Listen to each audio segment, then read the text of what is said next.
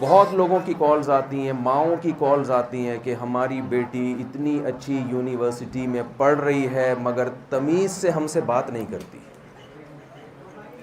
والد کے فون آتے ہیں کہ ہمارے بیٹے پر ہم نے اتنا خرچہ کیا، اتنا اس کی ایجوکیشن پہ خرچ کیا مگر بیٹا مجھ سے تمیز سے بات نہیں کرتا۔ تو میں ان سے کہتا ہوں کہ آپ نے اپنے بچے کو جو علم سکھایا ہے، اس میں جو سبجیکٹ اس کو پڑھائے جا رہے ہیں ان سبجیکٹ میں وہ ماہر اگر نہ ہو تو پھر آپ کے پیسے ضائع ہو رہے ہیں۔ لیکن آپ اس کا سلیبس مجھے دکھائیں، اس میں تمیز نام کا کوئی سبجیکٹ، بولے نا بھائی، اس میں ہے ہی نہیں۔ میڈیکل سائنس میں کہیں دیکھا، ہم نے بھی بایولوجی تھوڑی بہت پڑھی ہے 9th کلاس میں، 10th میں، اور 10th میں تو نہیں تھی، 9th میں تھی، اور پھر میرا خیال ہے FSC پارٹ 1 میں تھی، یا پتہ نہیں 2 میں، بھول گئے۔ تو اس میں بہت سارے سبجیکٹ تھے لیکن تمیز نام کا کوئی چیپٹر نہیں تھا۔ فزکس کی، بھائی کیا ہو گیا، تمیز نام کا چیپٹر پڑھانے کی ضرورت ہے۔ کیمسٹری کی کسی کتاب میں تمیز نام کا چیپٹر ہے؟ بولیں بھائی۔ فزکس میں ہے کوئی چیپٹر تمیز؟ ابا سے کیسے بات کی جاتی ہے، اماں سے کیسے بات کی جاتی ہے، بیوی کے کیا حقوق ہیں، شوہر کے کیا حقوق ہیں، اولاد سے کیسے بات کی جاتی ہے، ٹیچر کا کیا ادب ہے، یہ سائنس کا ٹاپک نہیں ہے۔ تو جو چیز سائنس کا ٹاپک ہی نہیں ہے اس میں آپ طلبہ سے یہ امیدیں لگا رہے ہیں کہ وہ ان چیزوں میں مہارت پیدا کریں گے، یہ کھوپڑی میں آنے والی بات نہیں ہے۔ دیکھیں ہمارے ہاں سب سے بڑا المیہ یہ ہے کہ جو شخص جو علم حاصل کر رہا ہے وہ اسی کو سب کچھ سمجھتا ہے۔ ہم یہ کہتے ہیں کہ گورے نے، انگریز نے اتنی ترقی کی لہذا تہذیب بھی ہمیں کہاں سے لینی ہے؟ انگریز سے لینی ہے۔ یہ بہت بڑی غلطی ہے ہماری۔ تہذیب یہ سائنس کا ٹاپک نہیں ہے۔ میرے پاس ایک ایتھیس آیا، ملحد، اور عجیب ملحد میں نے دیکھا، سر پہ ٹوپی، سفید کرتا شلوار، اور میرے پیچھے نماز بھی پڑھی اس نے۔ اس کے بعد آ کے بیٹھا کہ میں خدا کو نہیں مانتا۔ تو میں نے کہا یہ کیا ہو رہا ہے؟ انہوں نے کہا یہ تو کلچر کا حصہ ہے، تو پڑھ لیتے ہیں، جب مسجد میں آتے ہیں تو نماز ہی پڑھ لیتے ہیں۔ میں نے کہا کیوں نہیں مانتے آپ؟ کہنے لگا کہ مجھے اسلام سمجھ میں نہیں آتا۔ میں نے کہا کون سی چیز اسلام کی ایسی ہے جو آپ کو سمجھ میں نہیں آ رہی؟ تو کہنے لگا کہ اسلام نے جو کھڑے ہو کر پانی پینے کو منع قرار دیا ہے تو یہ خامخواہ کا حکم ہے۔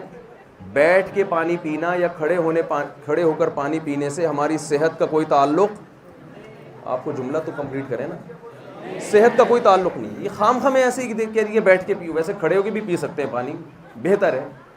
تو یہ ایسے ہی حکم دے دیا اسلام نے۔ وہ میرے سامنے بیٹھے ہوئے تھے، میں نے ان سے کہا کہ اگر آپ نے جو کرتا شلوار پہنا ہوا ہے، اگر آپ معذرت کے ساتھ چڈی بنیان میں بیٹھ جائیں میرے سامنے تو میڈیکلی کوئی آپ کی صحت کوئی نقصان ہوگا؟ کہنے لگے نہیں۔ میں نے کہا یہ کیا تکلف کیا ہوا ہے آپ نے کپڑے پہن کے بیٹھے ہوئے؟ انسان ہر چیز، وہ چونکہ میڈیکل کالج میں پڑھ رہے تھے نا، تو ہر چیز کو کس نظر سے دیکھ رہے ہیں؟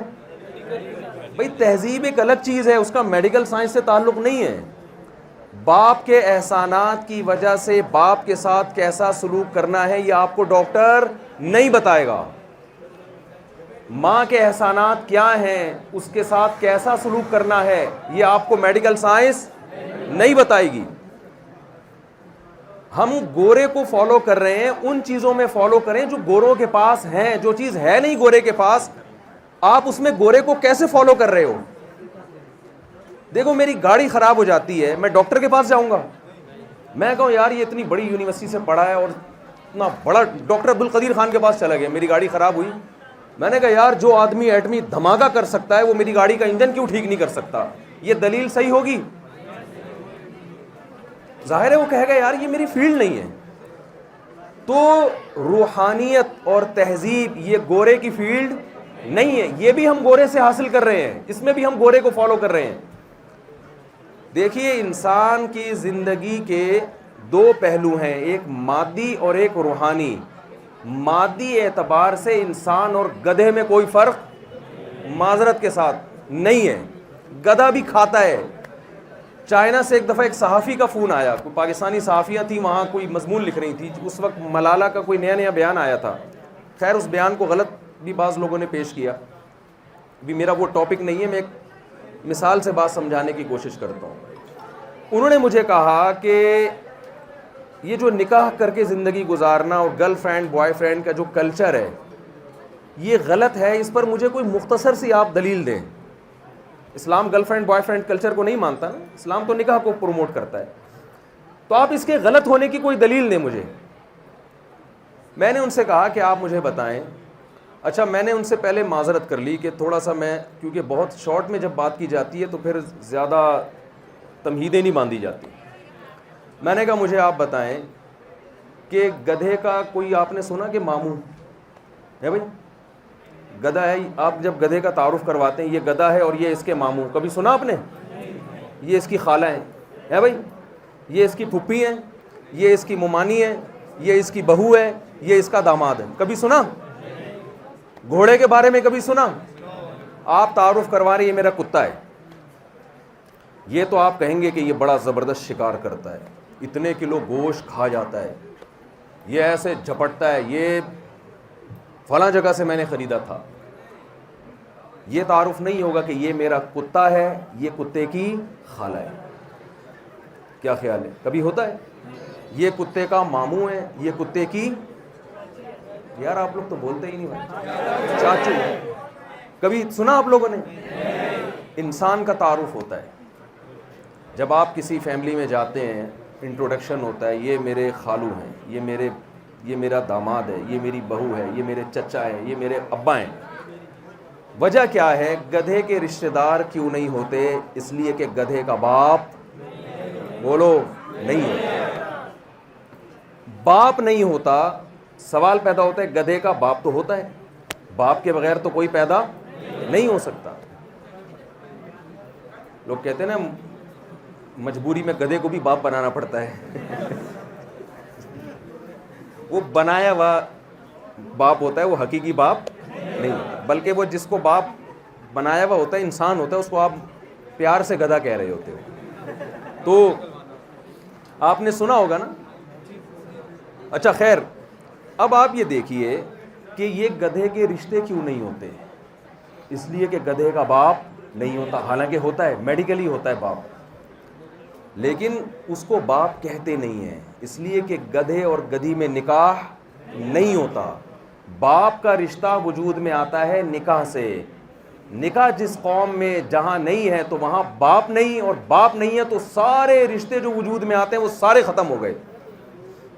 گوروں میں اب آپ کو یہ سننے کو نہیں ملے گا کہ یہ امریکہ کا صدر ہے، یہ اس کی خالہ ہے، یہ اس کی پھپھی ہے۔ کبھی سنا آپ نے اوباما کی پھپھی کا بیان آیا ہے، اوباما کی خالہ ملنے، یہ سب رشتے ختم ہو گئے۔ تو بھائی انسان میں اور گدھے میں فرق کیا رہا پھر؟ انسان کو جانوروں سے جو چیز ممتاز کرتی ہے وہ تہذیب ہے، اور تہذیب کی ابتدا نکاح سے شروع ہوتی ہے، اور زنا سے تہذیب انسان کی ختم، رشتے ختم، تو تہذیب ختم ہو گئی۔ ہمارے ایک دوست میرے شاگرد جرمنی میں، ان کا ارادہ تھا جرمنی میں ہی رہنے کا۔ ظاہر ہے یہاں لوڈ شیڈنگ ہے، یہاں سیل دیکھ لیں آپ، ٹھیک ہے نا، تو یہاں مسائل ہیں، جرمنی میں یہ سب مسائل نہیں ہیں۔ وہیں یونیورسٹی میں پڑھے ہیں، میرے شاگرد ہیں، پہلے جرمنی کی یونیورسٹی سے انہوں نے نفسیات میں ماسٹر کیا، اس کے بعد جامعۃ الرشید میں عالم بنے، دونوں تعلیمات حاصل کی۔ تو انہوں نے مجھے بتایا کہ میرا ارادہ تھا جرمنی میں سیٹل ہونے کا۔ ایک دن میں نے ایک منظر دیکھا، اس کے بعد میں نے ارادہ کیا میں خود رہوں گا، اپنی فیملی کو کبھی یہاں نہیں لے کے آؤں گا۔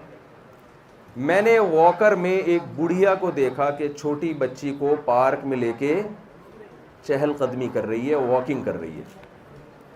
ایک جرمن بڑھیا کو دیکھا۔ آپ انگریزوں کی جوانی دیکھتے ہو، کبھی انگریزوں کا بڑھاپا بھی جا کے دیکھا کرو، اور انگریزوں کے بوڑھوں کو اپنے بوڑھوں سے کمپیئر کیا کرو آپ۔ تو کہتے ہیں کہ میں نے ایک بڑھیا کو دیکھا کہ وہ ایک چھوٹی سی بچی کو، اپنی پوتی نواسی کوئی بھی، اسے واکر میں لے کے گھوم رہی ہے. کہتے ہیں مجھے بڑا اچھا لگا کہ کسی بڑھیا کی گود میں ہم نے بچہ دیکھا. عورت بوڑھی کی تو یہ فطرت ہوتی ہے نا، بوڑھے پوتے نواسوں میں دل لگاتے ہیں. وہ بڑی خوشی ہوئی مجھے کہ یار چلو آج تک یہ منظر نظر نہیں آیا تھا. پاکستان میں تو دیکھا تھا نانیاں دادیاں، ہمیں بھی اپنی دادی یاد آتی ہیں. دادیاں کتنی گھر کی رونق ہوتی ہیں. اور آپ دادیوں کو بوجھ نہ سمجھو، یہاں جتنی خواتین ہیں انتہائی معذرت کے ساتھ سب نے دادیاں بننا ہے، اور انتہائی معذرت کے ساتھ جتنے مرد لڑکے یہاں پر ہیں سب نے ایک دن دادا نانا بننا ہے. یہ زیادہ خوش فہمی، اس خوش فہمی میں نہ رہیں کہ آپ ہمیشہ اسی طرح ہینڈسم اسمارٹ رہیں گے. ایک دن آئے گا، اور اگر دادا نہیں بھی بنے تو دیکھنے میں دادا بہرحال لگیں گے. آپ سب نانیاں دادیاں لگیں گی دیکھنے میں، چاہے نہ بنے آپ، لیکن آپ سب نانا دادا لگیں گے دیکھنے میں چاہے نہ بنے. تو اس لیے میں کہتا ہوں دیکھنے میں اگر لگیں تو بنے ہوئے بھی ہونے چاہیے. آپ کیا خیال ہے؟ تاکہ پوتے نواسوں کی طرف سے عزت تو ملے آپ کو. خیر، تو انہوں نے کہا کہ اس بڑھیا کو میں نے دیکھا واکر میں ایک چھوٹی سی پوتی یا نواسی کو لے کے گھوم رہی ہے. تو مجھے بڑا اچھا لگا، کیونکہ وہاں بوڑھی عورتیں، میں نے خود بھی دیکھا ہے، میری بھی ٹریولنگ ہوئی ہے، سارا دن تنہا بیٹھتی ہیں، کوئی ان کا دل بہلانے والا نہیں ہوتا. ہمارے یہاں بوڑھیوں کے پاس کام ہے، بہوؤں کی غیبت کرنا اور پڑوسیوں کی غیبت کرنا. ٹائم اچھا پاس ہوتا ہے. کوئی ملنے کے لیے آئی بھی ہے، اس سے اپنے دکھڑے سنا دینا، جب وہ جائے گی تو پھر اس کے دکھڑے کسی اور کو سنانا. تو یہ تو ملاقاتیں ہوتی ہیں تو یہ مزہ ہوتا ہے نا. وہاں یہ مزے بوڑھوں سے کوئی ملتا ہی نہیں ہے. جاپان کتنا ترقی یافتہ کنٹری ہے، میڈ ان جاپان اگر کسی چیز پہ لکھا ہوا ہو، بشرطے کہ جاپان ہی میں لکھا ہو، ورنہ ہمارے ہاں بھی لکھ دیا جاتا ہے میڈ ان جاپان. جاپان میں ہی کسی چیز پر اگر میڈ ان جاپان لکھا ہوا ہو تو آپ آنکھ بند کر کے اس کو خرید لیتے ہیں. لیکن جو بندہ جاپان میں پیدا ہو رہا ہے وہ پائیدار نہیں ہے. آپ ویب سائٹ پہ سرچ کر سکتے ہیں، جیسے ہمارے یہاں ہوتا ہے نا رینٹ اے کار، تو رینٹ اے بندہ. ٹائم پاس کرنے کے لیے انسان رینٹ پہ ملتے ہیں بوڑھوں کو. نسلیں ختم ہو گئیں، نکاح نہیں کیا، گرل فرینڈ کے ساتھ زندگی گزار دی، پھر جب 45-50 سال کی عمر کو پہنچنے لگے پھر شادی کی، پھر ایک آدھ بچہ ہوا نہیں ہوا، وہ بچہ بھی چھوڑ چھاڑ کے چلا جاتا ہے، وہ اپنی گرل فرینڈ کے ساتھ ٹائم پاس کرتا ہے. گرل فرینڈ کا آپ کی ماں کے ساتھ، آپ کے باپ کے ساتھ کوئی رشتہ نہیں ہے، وہ فیملی ممبر نہیں ہے آپ کا. تو وہ بوڑھے پھر کیا کرتے ہیں، ایک گھنٹے کے لیے بندوں کو کرائے پہ لیتے ہیں جو ان بوڑھوں کی آ کے تنہائی دور کریں، ایک گھنٹے کے لیے. اور جیپنیز ایماندار بہت ہوتے ہیں، ٹائم پہ آئے گا اور جیسے ہی ٹائم ختم ہوگا فوراً اٹھ کے وہ بندہ چلا جائے. تو آپ کیا چاہتے ہیں، آپ کا بھی یہی کلچر ہو فیوچر میں؟ تو وہ کہتے ہیں میں نے اس بڑھیا کو دیکھا کہ ایک پوتی یا نواسی کو لے کے نا وہ واکر میں چل رہی ہے. بڑا اچھا لگا مجھے. کہہ رہے میں اس کے قریب گیا تو میں اپنی آنکھوں پہ قابو نہیں رکھ سکا، مجھے رونا آ گیا یہ دیکھ کر کہ وہ سچی مچی کی بچی نہیں تھی، ایک ڈال تھی جو اس کی گود میں کسی نے پکڑا دی. اس بوڑھیا کی تنہائی دور کرنے کے لیے ایک ڈال اس کی گود میں کسی نے پکڑا دی. کہہ رہے مجھے اندازہ ہوا کہ میں اگر اپنی فیملی کے ساتھ یہاں رہتا ہوں تو اپنا بڑھاپا اپنی آنکھوں سے دیکھوں، یہ ہوگا، یہ تو ہوگا. تو اب میں آپ سے عرض کر رہا ہوں، دیکھیں انگریز کے پاس جو چیز ہے وہ اس سے لیں. ہمارے نبی صلی اللہ علیہ وسلم نے بھی غیر مسلموں کے علوم سے فائدہ اٹھایا ہے. مسلمان سائنسدانوں نے جو اتنی ترقی کی ہے، میرا ایک کراچی یونیورسٹی میں بیان ہوا تھا جس میں میں نے انگریزوں کی کتابوں کے حوالے دیے تھے وہاں کے سائنٹسٹ کے، کہ آج انگریز جس ترقی پر ہے اگر مسلم سائنٹسٹ نہ ہوتے تو 500 سال کے بعد یہاں پہنچنا تھا آج. تو مسلمان سائنٹسٹ نے جو اتنی ترقی کی تو کچھ پہلے سے بھی غیر مسلموں سے فائدہ اٹھایا. الحکمت ضالۃ المومن، حکمت کی بات مومن کی گمشدہ چیز ہے، جہاں سے ملے لے لینی چاہیے. ہمارے نبی صلی اللہ علیہ وسلم نے بھی بہت سی چیزوں میں غیر مسلموں سے استدلال کیا ہے. میں اس کی مثالیں نہیں دوں گا ابھی. آپ نے غیر مسلموں کو دیکھا کہ وہ کیا کرتے ہیں جنگوں میں. آپ نے غیر مسلموں کو قوموں کو دیکھا کہ ایسی سچویشن میں غیر مسلم اپنی جنگوں میں کیا کرتے ہیں. تو کسی غیر مسلم سے علم حاصل کرنا یہ برا نہیں ہے. جنگ بدر میں جو قیدی چھوٹ کر آئے تھے, جنگ بدر میں جب قیدی بنایا گیا مشرکین مکہ کو, تو ان کو اس بیس پہ چھوڑا گیا کہ وہ صحابہ کرام کو لکھنا پڑھنا سکھائیں گے, حالانکہ وہ سارے مشرک تھے, ان سے جنگ ہو رہی تھی. تو ایجوکیشن کسی سے بھی حاصل کی جا سکتی ہے, لیکن کسی سے بھی وہ چیز حاصل کی جائے گی جو اس کے پاس ہے, جو اس کے پاس نہیں ہے وہ اس سے حاصل نہیں کی جائے گی. تو جو چیز گورے کے پاس ہے نہیں, آپ کیوں اس میں اس کو فالو کر رہے ہو؟ اس کے پاس تہذیب نہیں ہے, اس کے پاس مذہب نہیں ہے. دیکھیں کچھ چند اہم ترین سوال ایسے ہیں, بس میں بات کو سمیٹ کے ختم کرتا ہوں. کچھ اہم ترین سوال ہماری زندگی کے ایسے ہیں جن کا انسان کے پاس جواب جب تک نہیں ہوگا وہ زندگی گزارنے کے لیے منزل کا تعین ہی نہیں کر سکتا. اور جس کو منزل ہی کا نہ پتا ہو وہ راستے پہ کیسے چلے گا؟ دیکھیے زندگی ایک سفر ہے نا, ٹریک ہے نا جس پہ چلنا ہے ہم نے. اب آپ روڈ پہ کھڑے ہو گئے, ٹریک پہ آ کے آپ نے وہاں سے موو کرنا ہے. آپ لوگوں سے پوچھ رہے ہو کہ بھائی میں نے یہاں جانا ہے کہ یہاں جانا ہے. فار ایگزامپل کوئی کراچی سے نیا اسلام آباد آیا, وہ روڈ پہ آ کے کھڑا ہے, 4 روڈ نکل رہے ہیں, ادھر بھی ادھر بھی ادھر بھی اور ادھر بھی. تو اب آپ مجھے بتائیے, میں مثال کے طور پہ روڈ پہ آ کے کھڑا ہوا ہوں اور پوچھ رہا ہوں لوگوں سے یار جانا کدھر ہے, تو لوگ بولیں گے مفتی صاحب آپ کی منزل کہاں ہے, اس حساب سے ہم آپ کو بتائیں گے. عباسین یونیورسٹی جانا ہے تو یہ والا روڈ جاتا ہے, آپ نے اگر شاہ فیصل مسجد جانا ہے تو یہ والا روڈ جاتا ہے. تو پہلے منزل کا تعین ہوگا, پھر اس کو سامنے رکھ کے ٹریک متعین کیا جائے گا نا. گورے کو یہ پتہ ہی نہیں ہے کہ ہماری منزل ہے کیا. تبھی آپ دیکھیں آج کل یونیورسٹیوں میں کیسے ڈائلاگ ہے, آپ سے پوچھا جائے کہ آپ کو کیوں پیدا کیا گیا, کن اصولوں پہ زندگی گزارو گے, تو جواب میاں بیوی میں محبت ہو نا, جو کہ عام طور پہ ہوتی نہیں ہے, تو وہ کیا کہتے ہیں,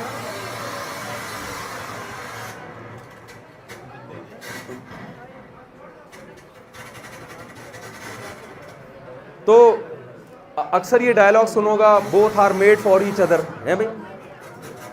عاشق اپنی معشوقہ سے کہتا ہے مجھے تمہارے لیے بنایا گیا, اور یہ کہتی ہے مجھے تمہارے لیے بنایا گیا. اس کا مطلب یہ اگر مر گیا تو آپ کا تو پیدائش کا مقصد ختم, پھر آپ کو تو ٹرک کے نیچے آ جانا چاہیے. شور شرابہ کیسا ہو رہا ہے بھائی؟ تھوڑا سا آپ خاموشی اختیار کر لینا, بس میں بات کو سمیٹ رہا ہوں, ختم کر رہا ہوں. اچھی مثالیں آنا شروع ہوئی ہیں تو شور شرابہ شروع ہو گیا. ہم کہتے ہیں ہم آپ کے لیے بنے, وہ کہتے ہیں ہم انسانیت کے لیے بنے ہیں, تو ہم خود بھی تو انسانیت میں داخل ہیں, تو ہم یہ اس کا مطلب اپنے لیے بنے. یہ ایسے سوالات ہیں جن کا کسی کے پاس کوئی جواب نہیں ہے. ایک خاتون کا کل فون آیا, سسرال میں بہت ظلم ہو رہے تھے ان کے اوپر نا, تو مجھے کہنے لگی کہ میں نے کہا آپ شوہر سے علیحدگی لیں, اتنا زیادہ عذاب میں اگر ڈالا ہوا ہے, اور ڈپریشن کی گولیاں کھا رہی ہیں, تو کہہ رہی ہے میں سوچتی ہوں کہ میری بچی کا کیا ہوگا. تو میں نے کہا آپ بھی تو کسی کی بچی ہو نا, پہلے اپنے ماں باپ کی بچیوں کا سوچو, اس کے بعد اپنی بچیوں کا سوچو. تو انسان اگر انسان کے لیے بنا ہے تو پھر اس کا مطلب پہلے میں بھی تو ہوں نا اس میں, تو اس کا مطلب میں اپنے لیے بنا ہوں. یہ چیزیں کھوپڑی میں آنے والی نہیں ہے. میں تبھی کہتا ہوں کسی ایسے شخص کو جو مذہب کو فالو نہیں کرتا میرے سامنے بٹھائیں, میں چیلنج کرتا ہوں, وہ اپنی پیدائش کا مقصد نہیں بتا سکتا, آپ کے سامنے منزل ہی نہیں ہے. دیکھیں انگریز جو موٹیویٹر ہوتے ہیں نا, اپنی قوم کو موٹیویٹ کرتے ہیں اچھے اخلاق اختیار کرو اور اچھی زندگی گزارو, اکثر موٹیویشن کے لیے وہ ایک مثال دیتے ہیں. بس وہ مثال دے کے میں اپنی بات ختم کرتا ہوں. کافی یہاں آپ لوگ کھڑے کھڑے تھک بھی گئے ہیں, اور یہ تو پتہ نہیں کیسے بیٹھے ہوئے ہیں, لیکن بہرحال گورے اکثر ایک مثال دیتے ہیں جو آپ نے سنی ہوگی کہ بھئی ایک دن ہم سب نے مرنا ہے. ہم جب مرنے لگیں گے تو ماضی کی طرف جھانک کے دیکھیں گے, تو آپ کیا چاہتے ہیں, آپ اگر اپنے ماضی کو جھانک کے دیکھیں پاس کو, اور آپ کو پتہ چلے کہ آپ نے اچھی زندگی گزاری ہے, میننگ فل لائف گزاری ہے, تو آپ سکون سے مریں گے.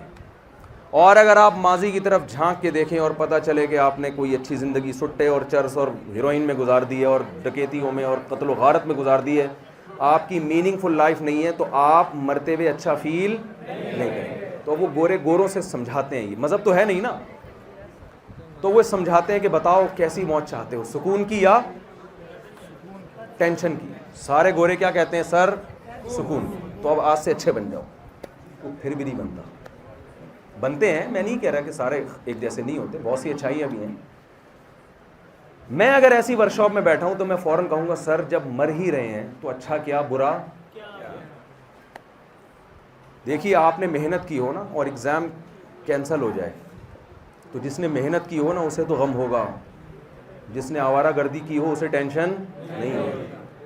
جب آپ کا یہ نظریہ ہے کہ مرنے کے بعد مٹی ہو کے ختم ہو جانا ہے تو بھائی ایسی کی تیسی اچھا کیا ہو یا برا کیا. جب کوئی اس پہ انسان اس ماضی پہ خوش ہوتا ہے جس کا ایفیکٹ ہوتا ہے فیوچر پہ, اس ماضی میں اگر غلطیاں کی ہوں اور اس کا اثر فیوچر پہ برا پڑ رہا ہو, ان غلطیوں پہ شرمندہ ہوتا ہے. ماضی میں اگر اچھا کیا ہو اور اس کا فیوچر پہ اچھا اثر پڑنے والا ہو اس پہ وہ خوش ہوتا ہے. جس کا فیوچر ہی مٹی ہو کے ختم ہو جانا ہے وہ نہ ماضی کی برائیوں پہ پریشان ہوتا ہے اور نہ ماضی کی خوشیوں پہ خوش ہوتا ہے. وہ ہمیشہ مستقبل کو سامنے رکھ کر انسان خوش ہوتا ہے. ایک شخص کو پھانسی کا حکم دیا گیا, 10 سال سے وہ جیل میں پڑا ہوا ہے, اسے بتایا جا رہا ہے کہ آپ کو پھانسی دی جائے گی فیوچر میں, اور ایئر کنڈیشن روم میں رکھا گیا اس کو. بتائیں وہ خوش ہوگا یا پریشان ہوگا؟ وہ فیوچر کو دیکھے گا, اپنے حال کو نہیں دیکھے گا. لیکن اس پھانسی کے مجرم کو یہ بتا دیا گیا کہ آپ کی سزا معاف ہو گئی ہے. اب پھندا سامنے لٹکا ہوا بھی ہو تو وہ پریشان نہیں ہوگا بلکہ خوش ہوگا. اور اس کے اپوزٹ ایک وہ شخص ہے جس کو کوئی مرنے کا خطرہ نہیں ہے, اسے بتا دیا جائے کہ آپ کو پھانسی کے پھندے پہ لٹکا دیا جائے گا, وہ ماضی کو دیکھ کے خوش نہیں ہوگا, وہ فیوچر کو. انسان کی خوشی کا تعلق پاسٹ سے نہیں ہے بلکہ فیوچر سے ہے. فیوچر سے موٹیویشن ملتی ہے آپ کو, اور غیر مسلم کا فیوچر اندھیر ہے. وہ کہتے ہیں مر کے مٹی ہو کے ختم, نہ جنت نہ جہنم, ہم یہاں کچھ بھی کریں ہمیں کوئی اجر ملنے والا نہیں ہے. تو آپ بتائیے اس کو موٹیویشن کہاں سے ملے گی؟ تو مذہب ہمیں بتاتا ہے کہ تم کیوں پیدا کیے گئے, اس کا جواب کسی کے پاس نہیں ہے. مذہب ہمیں بتاتا ہے کیوں پیدا کیے گئے اور جس کام کے لیے پیدا کیے گئے ہو اس کام تک پہنچنے کا راستہ کیا ہے. ان سوالوں کا جواب مذہب کے علاوہ کسی کے پاس نہیں ہے, اور مذہب ان سوالوں کے جواب بھی دیتا ہے اور اس جواب کے صحیح ہونے کے دلائل بھی قائم کرتا ہے. اگر آپ قرآن نیوٹرل ہو کے پڑھیں نا, قرآن بعض دفعہ پڑھا جاتا ہے, میں قرآن کی ہر آیت سے 4 شادیاں نکال سکتا ہوں, ٹھیک ہے نا, ایک یہ طریقہ بھی ہے. کیا خیال ہے؟ یعنی ایک یہ بھی سوچ ہے نا. تو یہ قرآن کی تفسیر تھوڑی ہوگی, یہ تو میری ایک, بھائی ٹھیک ہے تذکرہ, لیکن یہ تو نہیں کہ ہر آیت سے آپ نکال لیں. ایک چٹکلا سنا دیتا ہوں. ایک صاحب نے مجھے کہا آپ کہتے ہیں میں قرآن کی ہر آیت سے نکال سکتا ہوں, قل ہو اللہ سے نکالیں آپ جی 4 شادیاں, اجازت ہے؟ ناراض نہ ہو. میں نے کہا بھائی قل ہو اللہ احد میں پتہ چلتا ہے کہ اللہ ہے, صرف اللہ ہی ایک ہونا چاہیے. قرآن کہہ رہا ہے ایک صرف اللہ ہی ہونا چاہیے. یہاں اگر میرڈ خواتین ہیں تو بہت معذرت ان سے. تو خیر ہمارے ہاں جو جس فرقے کا ہوتا ہے نا, وہ ہر آیت سے وہی چیز نکال رہا ہوتا ہے. جو آپ کا کانسیپٹ ہے آپ ہر چیز سے, ہر آیت سے وہی نکال رہے ہوتے ہیں. نیوٹرل ہو کے اگر آپ قرآن مجید کا مطالعہ کریں تو قرآن کا جو بیسک ٹاپک ہے وہ یہ ہے کہ آپ کو کیوں بنایا گیا, آپ کو دنیا میں بھیجا کیوں گیا ہے. یہ کائنات خود سے نہیں بنی ہے, اس کو کسی نے بنایا ہے. بنانے والے کا انٹروڈکشن بھی ہے. جو آج ایتھیس لوگ اور ملحد لوگ جو اعتراضات کر رہے ہیں, قرآن میں ان کی ہر بات کا جواب ہے.